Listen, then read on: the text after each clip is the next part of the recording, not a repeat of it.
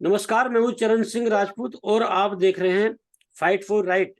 सारा इंडिया के साथ जितने भी ठगी कंपनियां हैं उनके खिलाफ मोर्चा खुला हुआ है और कई संगठन जो हैं वह आंदोलन कर रहे हैं। सुब्रत राय के खिलाफ मामला हो, केंद्र सरकार के खिलाफ मामला हो, राज्य सरकार के, एक बड़े मुस्तैदी के साथ जो है आंदोलन चल रहा है।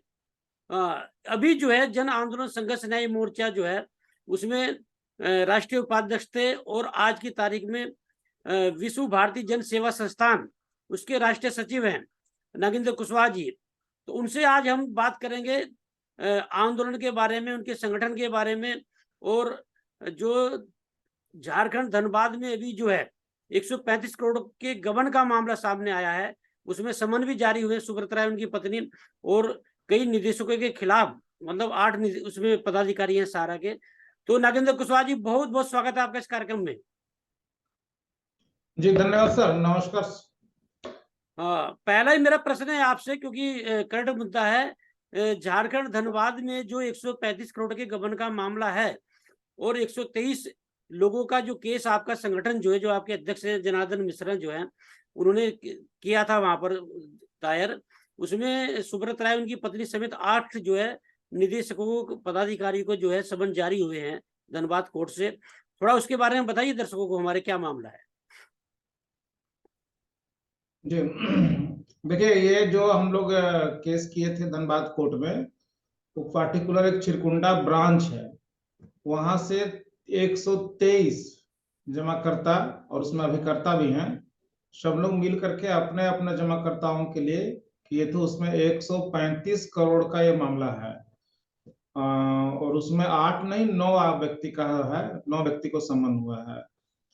तो वो हम लोगों का चल रहा था, हम लोग दिसंबर 2022 में ही केस किए थे, तो सीधे हम लोग कोर्ट में ही किए थे। उसके बाद जुलाई में ऑर्डर हो चुका था, लेकिन उसमें ऑर्डर में 3 ही व्यक्ति का नाम आया था, सुब्रत राय, स्वप्ना राय, और सॉरी स्वप्ना राय नहीं था, सुब्रत राय, और हमारे जो मैनेजर हैं बसंत सिंह, और हमारे जो रीजनल मैनेजर विकास कुमार। तो हम लोगों ने उसको रिवीजन में डाल दिया था डिस्ट्रिक्ट जज के यहाँ। वो कई डेट चला, उसके बाद में हम लोग जो बात मनवाना चाह रहे थे, जो हम लोगों ने प्रमाण दिया इन लोगों के खिलाफ, वो कोर्ट को सही लगा कि नहीं हमारा साक्ष्य सही है, तो जा करके फिर सबको 9 का 9 को सबको सम्मन जारी हो चुका है। सबको 29 तारीख को बुलाया भी गया है कोर्ट में। तो जो एक तो 135 करोड़ का गबन जो है ये, तो जो पैसा जमा किया है वो उसमें धोखाधड़ी का मामला है, थोड़ा बताइए ना क्लियर करके। मामला सीधा सीधी है कि जब पैसा हमारा पूरा हो गया, उसके बाद आप भुगतान नहीं किए। उसमें सहारा सोसाइटी का 3 सोसाइटी का है, उसके बाद क्यूसोफ का है, जो भुगतान सभी जगह प्रॉब्लम वो यहाँ भी है। उसी का है कि जब मेरा पैसा पूरा हो गया तो हमको सीधा सीधी मेरा सर्टिफिकेट पर आपने लिखा है कि 1 लाख जमा करोगे 2 लाख देंगे, 2 लाख जमा करोगे 4 लाख देंगे। तो हमारी जब मैच्योरिटी होगी तो फिर पैसा वापस करो। नहीं दे रहे हैं, केवल तारीख दे रहे हैं। तो फिर पिछली बार जो है एक बात ये भी सामने आई थी कि जो इनकी कोऑपरेटिव सोसाइटी वगैरह है जिसके माध्यम से पैसा जमा किया है इन्होंने झारखंड से, तो उसका कोई रजिस्ट्रेशन भी नहीं है झारखंड से। मतलब एक तरह से इलीगल रूप से लोगों से पैसा लिया, पैसा भी इलीगल रूप से लिया, अब दे भी नहीं रहे, डबल डबल मामला है। तो लंबा ये इतना बड़ा घालमेल जो हुआ कैसे, थोड़ा बताइए ना। देखिए, झारखंड की तो बात ही छोड़ दीजिए। अभी तो उड़ीसा का भी एक आरटीआई का जवाब आया था कि वहां भी जितने ऑफिस इनका चल रहा है, किसी ऑफिस का रजिस्ट्रेशन नहीं है। एक ही ऑफिस से ये लोग क्यूसोप कंपनी भी चलाते हैं, एक ही ऑफिस से सोसाइटी भी चलाते हैं, एक ही ऑफिस से स्कूटर भी बेचते हैं, एक ही ऑफिस से दूध भी बेचते हैं, एक ही ऑफिस से दही बेचते हैं। सारा काम एक ही ऑफिस से करते हैं, और एक ही मैनेजर सारा सर्टिफिकेट पर हस्ताक्षर भी करता है। तो ये केवल झारखंड की बात थोड़े, तो पूरे हिंदुस्तान की है। अभी हम लोग यहाँ भी ये सब कुछ कॉन्फिडेंशियल बातें जो नहीं बताना चाह रहे आपको, लेकिन उड़ीसा का मामला सामने आया है कि वहां आरटीआई हुआ, तो वहां रजिस्ट्रार ने साफ लिख के कह दिया कि यहाँ पर कोई भी कार्यालय उनका रजिस्टर्ड वहां नहीं है। और ये मामला करीब करीब पूरे देश का है। नागेंद्र जी, इतने बड़े मामले सुब्रत राय पर दर्ज हो रहे हैं, पूरे देश में हजारों एफआईआर दर्ज हैं, आंदोलन चल रहे हैं, ऑफिसों में भी तमाम अनियमितताएं देखी जा रही हैं, सैलरी नहीं मिल रही है, रिटायर्ड जो लोगों ने उन्हें पीएफ देने को तैयार नहीं, पीएफ में भी बड़ा घोटाला है। इतने बड़े स्तर पर धोखाधड़ी, फ्रॉड, इतने बड़े स्तर पर जो है छल कपट फरेब, फिर भी सुब्रत राय कुछ बिगड़ नहीं पा रहा है। तो कैसे जीतेंगे आप लोग सुब्रत राय से, कैसे भुगतान होगा, थोड़ा बताइए। सवाल तो बड़ा गंभीर आपका है। मामला तो आप सही बोल रहे हैं। देखिए, सुब्रत राय कोई आम आदमी है नहीं। जैसे एक फिल्म में कादर खान ने कहा था ना कि इस देश में अगर रिश्वत लेते हुए पकड़ा जाओ तो रिश्वत दे के छूट जाओ। ये फार्मूला सीधा सीधी आजमाया सुब्रत राय ने। लगभग 3 लाख करोड़ से ज्यादा का पैसा हड़प करके रखे हैं, और उसी पैसे को पानी की तरह बहा करके शासन प्रशासन, नेता मंत्री संतरी सबको खिला रहे हैं और बचते रह रहे हैं। लेकिन बकरे की अम्मा कब तक खैर मनाएगी। जो गलत काम करेगा वो एक न एक दिन तो उसको फंसना ही होगा। और ऐसा नहीं है कि सुब्रत राय अंदर से तनाव में नहीं होंगे, क्योंकि सुब्रत राय एक हस्ती थे। ऐसा नहीं है, हम आज भले ही ये है, लेकिन एक हस्ती थे। वो देशी नहीं विदेशों में उनका नाम था, और अचानक धड़ाम से गिर जाना और उसके बाद पूरा दुनिया में उनका उनके ऊपर थुथु होना, गरीबों का पैसा खा जाना, मान सम्मान पर तो उनको धक्का लगा ही है। हाँ, ये बात सही है कि अभी तक जमाकर्ताओं का भुगतान नहीं हुआ या उनको वो सजा नहीं मिला जो इनके वो हकदार हैं। तो उसके लिए भी हम लोग प्रयास कर रहे हैं और वो भी होगा, बहुत जल्द होगा। थोड़ा सा समय और आप लोग इंतजार करें। नागेंद्र जी, इस आंदोलन को मैंने बहुत करीब से देखा है, देखा ही नहीं, शुरुआत तो हम लोगों ने की थी सारा मीडिया से 2016 में, सारा के खिलाफ आंदोलन की। अब जो देखने को मिल रहा है इसमें कहीं से दो राय नहीं कि बड़े स्तर पर आंदोलन खड़ा हुआ और बड़ी मुस्तैदी थी, बड़े जुझारूपन से आंदोलन हुआ। लेकिन इस समय कई संगठन बन चुके हैं, संगठन में से संगठन निकल रहे हैं। आपका ऑल इंडिया जन आंदोलन संघर्ष न्याय मोर्चा था, ये ठगी पीड़ित जमाकर्ता परिवार था, उसमें भी फूट पड़ गई है। रमेश सिंह ने कई लोगों के साथ मिलकर ठगी पीड़ितों की आवाज बना लिया है। इधर आपका ये आपका विश्व भारतीय जन सेवा संस्थान बन चुका, अखिल भारतीय जन सेवा वो वो है अखिल तो आपका मंच जो है वहां पर जन कल्याण मंच का। तो जो एक ताकत थी एक जगह, जो एकजुट होकर जो लड़ रहे थे लोग, उधर ऑल इंडिया जन आंदोलन संघर्ष न्याय मोर्चा साहब चुनाव में उतरने लगा है कि साहब हम तो पार्टी बना ली और चुनाव करेंगे। तो ये जो घालमेल हुआ है, ये जो संगठनों में फूट पड़ रही है, कई संगठन बन चुके हैं। तो ऐसी स्थिति में कैसे केंद्र सरकार पर दबाव बनेगा, कैसे अपनी बात रखी जाएगी, कैसे भुगतान होगा, बड़ा असमंजस की स्थिति इस समय पैदा हो गई है। थोड़ा बताइए कैसे मजबूती से भुगतान हो पाएगा इन स्थिति में। देखिए, सारे संगठन जिनका लक्ष्य सहारा से भुगतान कराना है, रास्ते लोग बदले हैं, मंजिल सबका एक ही है।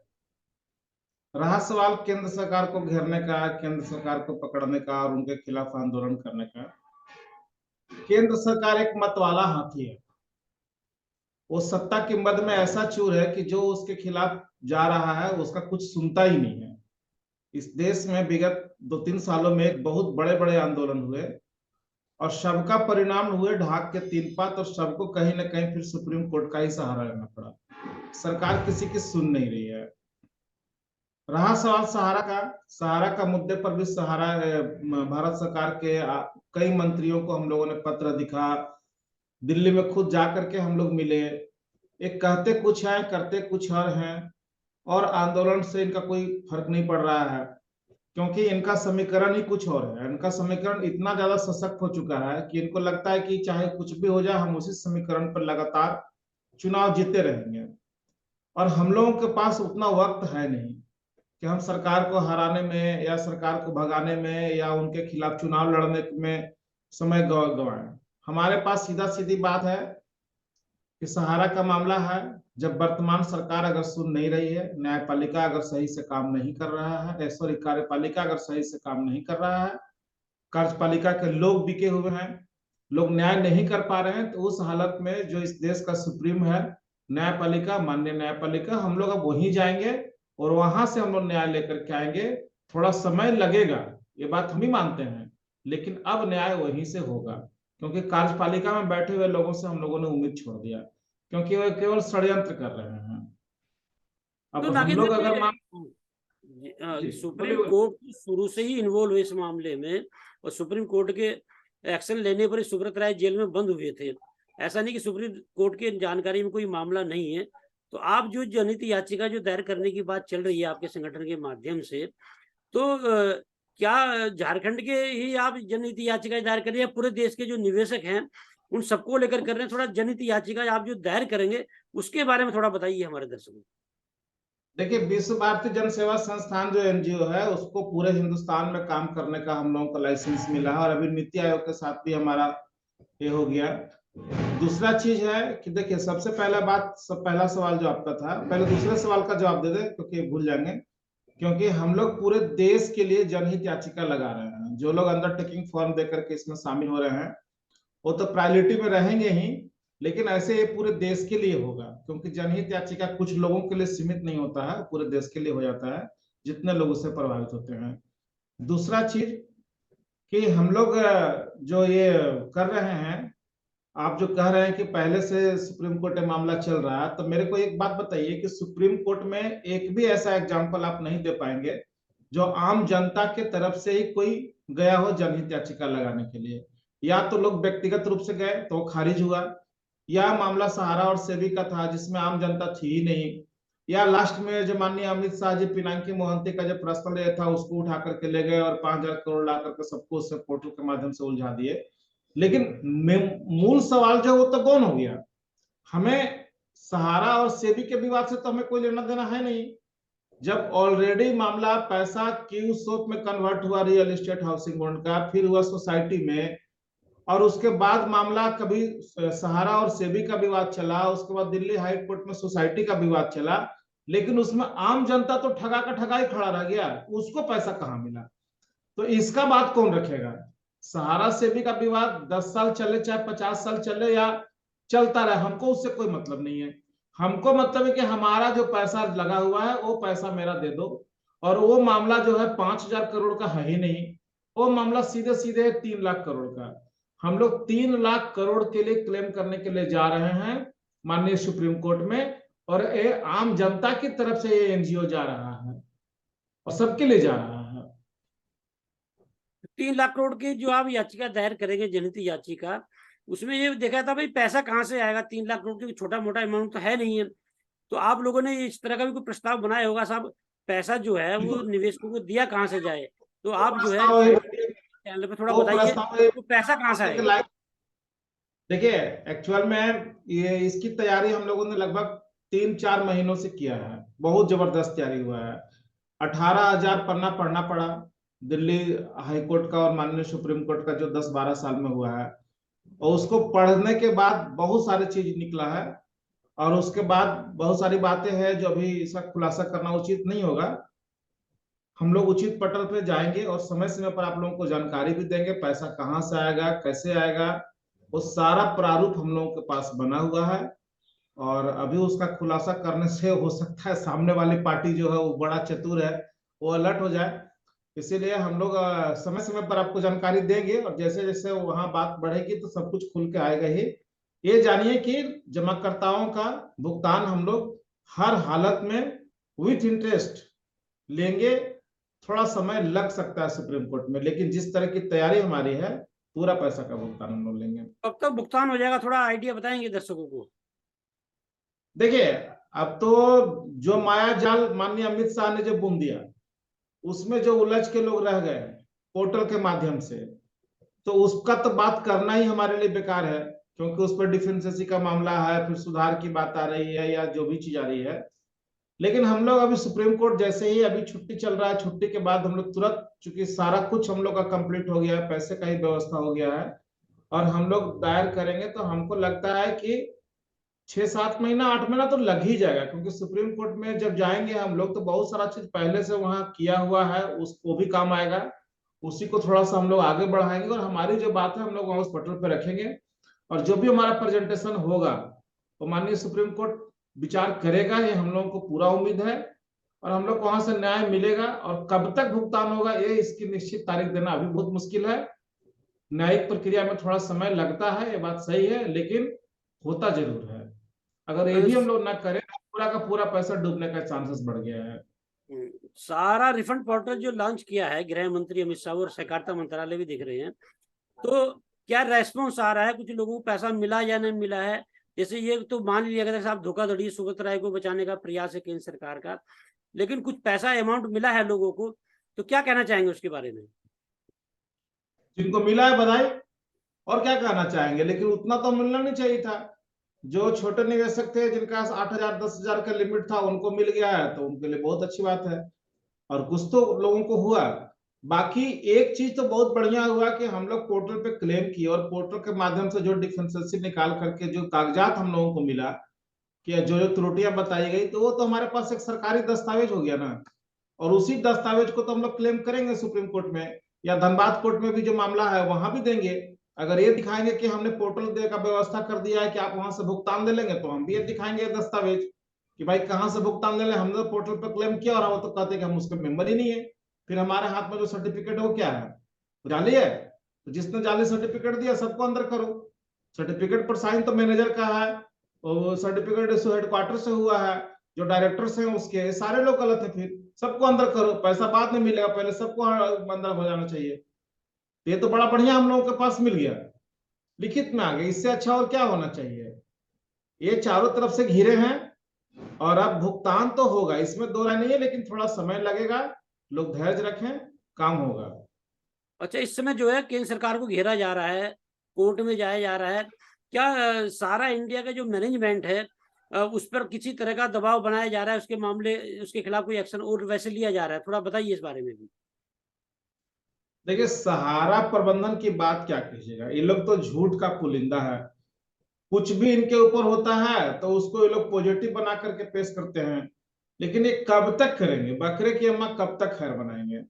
और सहारा प्रबंधन पर असर तो पड़ा ही है, बहुत बुरा पड़ा है, लेकिन ये लोग कहना नहीं चाह रहे हैं। अभी अभी इनके जो करुणेश अवस्थी जी इतना दिन से डायरेक्टर जो जेल में बंद हैं, उनको ये लोग छुड़ाने के लिए कोई प्रयास नहीं कर रहे हैं। देख रहे कि वो खुद ही जमानत के लिए ये लेते हैं और अपना वापस कर लेते हैं।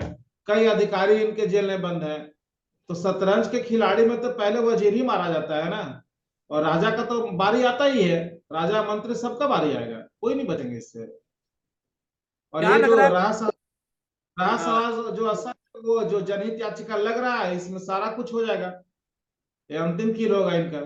जनहित याचिका दायर करने के बाद में जैसे ये मामला जरूर रहेगा साहब, सारा रिफंड पोर्टल ने जो है हमारे दस्तावेज ही गलत करार दे दिए हैं, तो ये मामला निश्चित रूप से उठेगा। फिर प्रशासन, आपके सारा मैनेजमेंट पे भी बात आएगी।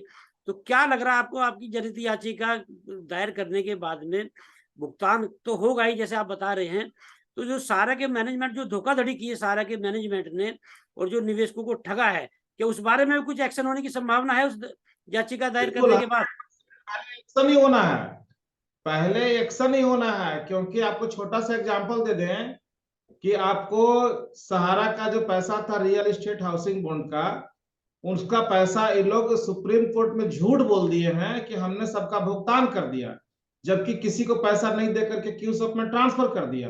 क्यूसॉप से फिर उठा करके सहारा के सोसाइटी में ट्रांसफर कर दिया, और इन लोगों ने हलफनामा लिखित में दिया है सुप्रीम कोर्ट में कि हमने रियल एस्टेट हाउसिंग बॉन्ड का भुगतान कर दिया। तो उसको तो हम लोग पहली नजर में ही साबित कर देंगे कि इन्होंने कितना बड़ा झूठ बोला। सीधे सीधे माननीय सुप्रीम कोर्ट से बच जाएंगे क्या?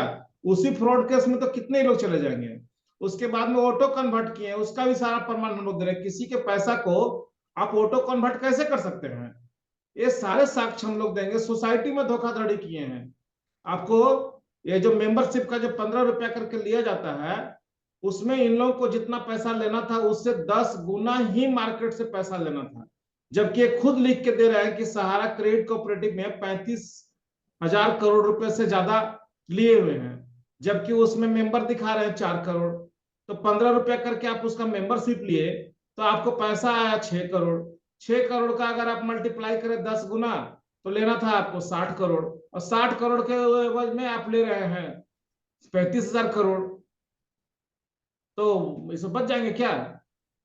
सारा जगह ये लोग फर्जरी किए हैं, लेकिन जरूरत है उचित मंच पे रखने का, उचित पटल पर रखने का। अब माइक लगा करके रोड में हम लोग कितना भी चिल्लाते रहें, उससे इनका सेहत पर कोई असर नहीं पड़ेगा। क्योंकि देश के जितने ही मंत्री संतरी हैं सबको पता है, लेकिन सबकी जुबानें खामोश है। सब किसी न किसी रूप में मलाई खाए हुए हैं, चाहे सत्ता पक्ष हो चाहे विपक्ष हो। 2 साल से तो इन लोगों के साथ पत्राचार हम लोगों ने किया, कहां कहां किसको लिख के नहीं दिया, लेकिन किसी ने तो कुछ जुबान खोला नहीं। तो अंतिम जो रास्ता है वही है, और वहीं हम लोग जा रहे हैं जहां इस सब बात को रखना होगा। हाँ नागेंद्र जी, जो हलफनामा दायर किया है सुप्रीम कोर्ट में कि साहब हमने भुगतान कर दिया है, तो उस हलफनामे में कुछ जानकारी है किन किन लोगों के सिग्नेचर हैं, कौन कौन लोग हैं? जो लोग थे उसमें, जो रियल एस्टेट हाउसिंग बोर्ड में होंगे उन्हीं का सिग्नेचर होगा ना, उन्हीं का होगा ना। वो सारा चीज तो आया हुआ है हम लोग के पास में, सारा कागजात हम लोग के पास में आ चुका है, बहुत जबरदस्त तैयारी है। क्योंकि कुछ बातें खामोशी से हम लोग कर रहे हैं कि ज्यादा ये ना हो, चूंकि प्रहार तो बहुत ज्यादा हो ही रहा है, लेकिन फिर भी हम लोग खामोश है कि पहले काम निपटा लिया जाए, जवाब तो हम लोग देते ही रहेंगे, ऐसा नहीं कि किसी को छोड़ दिया जाएगा। और हम तो ऐसे शख्स हैं किसी को छोड़ने वाले नहीं है। तो जितना प्रहार हुआ है वो सब यहाँ नोटिंग हुआ है, एक एक बात का जवाब समय पर दिया जाएगा, इसलिए चिंता न करें। जी नागेंद्र जी, इससे मैं ये माना जा रहा था कि जैसे सारा के जो निवेशक 13 करोड़ बताए जा रहे हैं, उसके अलावा जो दूसरी ठगी कंपनियां हैं उसके भी निवेशक हैं, लगभग लगभग 42 करोड़ निवेशक जो है देश में बताए जा रहे हैं जो ठगी कंपनियों के पीड़ित हैं। तो मैं इस 20 मामले करोड़ की चल रहा हूँ, यदि 20 करोड़ निवेशक का दबाव इस समय सरकार पर बन जाता है, जैसे सरकारें जितनी भी पार्टियां हैं ये सरकार बनने बिगड़ने से डरती हैं कि साहब हमारी सत्ता ना चली जाए, कहीं हमारे लोग हरा ना दे हमें। तो इस तरह का जो दबाव एक बनने की बात चली थी कि साहब इसे भारतीय जनता पार्टी को ऐसा कि एहसास करा दिया जाए कि ये जो निवेशक यदि खड़े हो गए तो तुम्हारी सरकार जो है विपक्ष भले ही तुम्हें ना हरा पाए, सत्ता से बेदखल ना कर पाए, लेकिन ये निवेशक जरूर कर देंगे। तो क्या इस तरह का दबाव जो बन नहीं पा रहा है या बनाया नहीं है या बन नहीं सकता है, क्या है थोड़ा बताइए। ऐसा कुछ नहीं है। देखिए, इन लोग जिस गुरूर में जी रहे हैं ना, थोड़ा सा आप पीछे बैक में चले जाइए, माननीय वाजपेयी जी का जो सबका सरकार था, तो उनको भी लोगों ने यही गुरूर दिया था, और उसी गुरूर में आकर के गुडफिल का नारा दिया गया था, और 6 महीना पहले ही इलेक्शन करा दिया गया था। और उसके बाद का क्या क्या हुआ, सरकार कैसे उनका पतन हो गया, सबको पता है। वर्तमान सरकार जिस मुकालते में जी रही है कि मेरे पास जो फार्मूला है वो दुनिया का सबसे मजबूत फार्मूला है, और उसी फार्मूला से 2 बार हम लोग शासन कर लिए और आने वाले कई सालों तक करते रहेंगे, कुछ लोग को डरा करके और कुछ लोग को मोटिवेट करके करते रहेंगे, और बाकी चीजों पर हम लोग ना भी करें तो काम चल जाएगा। तो ऐसा नहीं है कि देश की जनता आप समझ नहीं रही है, लोग पढ़े लिखे हैं, यंग जनरेशन बहुत बारीकी से, जो अभी 18 साल से ऊपर पार किए हैं 10 साल के अंदर में, और वो जो वोटर बने हैं वो सभी चीजों को अच्छा से लोग समझ रहे हैं, हम लोग भी समझ रहे हैं। और अच्छा। जवाब इनका चीज कि विश्व भारती जन सेवा संस्थान बैठा हुआ नहीं है। अभी आप देख रहे होंगे कि हम लोग जगह जगह जा करके अपना संगठन निर्माण कर रहे हैं, और जब तक मेरे पास संगठन नहीं होगा तब तक इनको हम चुनाव में मुखालफत करेंगे कैसे। ऐसा नहीं कि जनहित याचिका लगाने के बाद हम बैठने वाले हैं, जनहित याचिका लगाने के बाद खुद हम लोग निकलेंगे पूरे देश के दौरे पर, जहां जहां मेरा संगठन खड़ा होगा वहां वहां लोगों को लेकर के। और ये सरकार अगर चुनाव की तैयारी करेगी, प्रचार में एक तरफ निकलेगी, तो हमारी भी गाड़ी दूसरी तरफ से निकलेगी कि सरकार ने कैसे लोगों को दिग्भ्रमित किया, कैसे मिसगाइड किया, कैसे चिटफंड कंपनियों को प्रलोभन देकर के पैसा लुटवाने का काम किया और उनको संरक्षण देने का काम किया। सहारा का मामला तो खैर बहुत ही बड़ा है। तो ये तैयारी हम लोग करेंगे इलेक्शन में।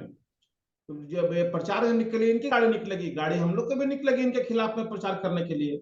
केवल हम लोग एक्सपोज करेंगे कि भाई इसको वोट मत दो, इसके अगेंस्ट में जो भी खड़ा है चाहे कोई भी पार्टी, हमको उससे कोई मतलब नहीं है, उसको दे दो। हर लोकसभा में अलग अलग परिस्थितियां होती है, कहीं कांग्रेस मजबूत होगा तो कहीं समाजवादी मजबूत होगा, कहीं तो आरजेडी मजबूत होगा। तो हम लोग उसके नाम लेकर के बोलेंगे कि इसको न देकर के इसको दे दो, लेकिन इसको मत दो। क्योंकि ये माहौल विपक्षी उसी दलों के का लिए हम लोग समर्थन संगठन या सहयोग आप लोगों को मिल रहा है इस आंदोलन में जो साफ सारा खिलाफ लड़ रहे हैं? बहुत अच्छा मिल रहा है। अभी आपने देखा नहीं, अभी हम लोग मीटिंग जहां जहां जा रहे हैं लोग अच्छा ये आ रहे हैं, सोशल मीडिया पर भी लोग अच्छा ये कर रहे हैं। हमारा जो मेंबरशिप अभी जो चल रहा है, अभी लगभग 5.5 लाख रुपया करीब हम लोगों के पास मेंबरशिप के रूप में जो आया, और उसी पैसा को आज हम ट्रांसफर भी 5 लाख करने जा रहे हैं सुप्रीम कोर्ट के अपने अधिवक्ताओं को। तो कहाँ से आया, लोग ये कर रहे हैं, 250 रुपया का हम लोग ले रहे हैं मेंबरशिप, और 5.5 लाख के करीब आ चुका है। तो लोगों में तो है ना, और कंटिन्यू आ ही रहा है। तो मैं विपक्षी दलों की बात कर रहा हूँ जिन्हें आप समर्थन दिलवा रहे हैं निवेशकों का। तो उन लोगों ये से भी जैसा आपके झारखंड में झारखंड मुक्ति मोर्चा है, हेमंत सोरेन है मुख्यमंत्री वहां के, तो क्या इन लोगों ये से लोग सहयोग मिल रहा है, मैं ये पूछ रहा हूँ। नहीं, देखिए इनका सहयोग तो मिलता है, लेकिन इनका शक्ति कितना, यही यही तो गड़बड़ हुआ कि हम लोगों का जो मामला था वो सीधे सीधे केंद्र सरकार के साथ है। राज्य सरकार के खिलाफ आप जितना भी माहौल बना ले, आप कुछ नहीं उखाड़ पाएंगे। आप कभी लखनऊ में जाकर के प्रदर्शन कर लें, रांची में कर लें, यहाँ कर लें, वहां कर लें, राज्य सरकार इतना कर सकता है कि एक लेटर लिख करके भारत सरकार को भेज सकता है कि हाँ हमारे यहाँ लोग प्रोटेस्ट किए, लेकिन इनका मामला ही नहीं है, ये पल्ला झाड़ लेते हैं। हम लोगों तो बहुत लोगों के साथ भी किया, लेकिन मतलब राज्य सरकार जो है वो इतनी बड़ी धोखाधड़ी राज्य में उनके हो रही है तो उनका कोई लेना देना नहीं है, मतलब वो भुगतान नहीं करा सकते, इसका मतलब सीधा सीधा ये है। पत्र लिख रहे हैं, कार्रवाई कर रहे हैं, गिरफ्तारी कर रहे हैं, लेकिन भुगतान करा सकते हैं क्या? भुगतान तो करा नहीं सकते, केवल पत्र लिखकर का दबाव बना सकते हैं। प्रशासन तो काम कर ही रहा है। झारखंड में हम लोगों ने यहाँ सीआईडी के लोग जो हैं वो बहुत अच्छा काम किए हैं, उनके साथ कई बार हम लोग को बैठ के हुए बहुत सारा चीजें किए, और उन लोग भी सलाह दिए कि आप लोग सुप्रीम कोर्ट जितना जल्द से जल्द जाइए, बहुत सारा एविडेंस यहाँ से जाएगा, उन लोग भी तैयारी किए हुए हैं। बहुत सारा एविडेंस झारखंड के सीआईडी विभाग की ओर से सुप्रीम कोर्ट को सौंपा जाएगा किस तरह से इन लोगों ने ये किया। हम ऐसे थोड़े कि हम जा रहे हैं केवल हवा में ही जा रहे हैं, पूरा साक्ष्य विभागीय रूप से वहां से जाएगा। तो हम लोग काम कर रहे हैं थोड़ा सा। जी जी नागेंद्र जी, अंत में निवेशकों से क्या कहना चाहेंगे अपने संगठन के बारे में, आंदोलन के बारे में, भुगतान के बारे में, थोड़ा बताइए। देखिए, सीधा सीधी बात है कि देश की जनता है, मान ले कि उनका पैसा जो है बहुत बुरी तरह से फंस चुका है। ये सहारा प्रबंधन जिस तरह से 10-12 साल में जो किया है, माहौल जो बनाया, वो बहुत बुरा तरह से फंसा दिया कि लोग इसमें उलझे हुए रहे, सही बात न समझ पाए और न सही बात कह पाए। भारत सरकार इनको खुल के सहयोग कर रही है, विपक्ष भी इनको खुल के सहयोग कर रही है। तो मामला ये इतना उलझा है कि आप सीधे रास्ते से जाएंगे तो ये उसमें फंस करके रह जाएंगे। इनको चारों तरफ से घेरना होगा, चाहे वो लीगल से हो या आंदोलन से हो, दोनों तरफ से घेरना होगा। आंदोलन हम लोग सहारा के खिलाफ में जितना भी करें वो तो कुछ करता नहीं। आंदोलन जो भी हो रहा है सरकार के खिलाफ में हो रहा है। सरकार के खिलाफ में एक बड़े आंदोलन की जरूरत है, क्योंकि अभी जो सरकार है वो दम्भी सरकार है, ये छोटा मोटा आंदोलन से सुनने वाला है नहीं। एक बड़ा आंदोलन होना चाहिए इनके खिलाफ में, जिसके लिए सारे संगठनों को एक साथ एक प्लेटफॉर्म पर आकर के दिल्ली के रामलीला मैदान में एक बड़ा प्रोटेस्ट होना चाहिए सरकार के खिलाफ में। मीडिया, राष्ट्रीय मीडिया तो आप देख ही रहे हैं कि वो लोग कवरेज देता नहीं, लेकिन फिर भी चीजें छुपती नहीं है। अभी जैसे आपका पेंशन वाला जो हुआ, मीडिया ना दिखाया तो क्या लोग नहीं समझे? तो उस तरह का एक होना चाहिए और लोगों को भरोसा रखना चाहिए।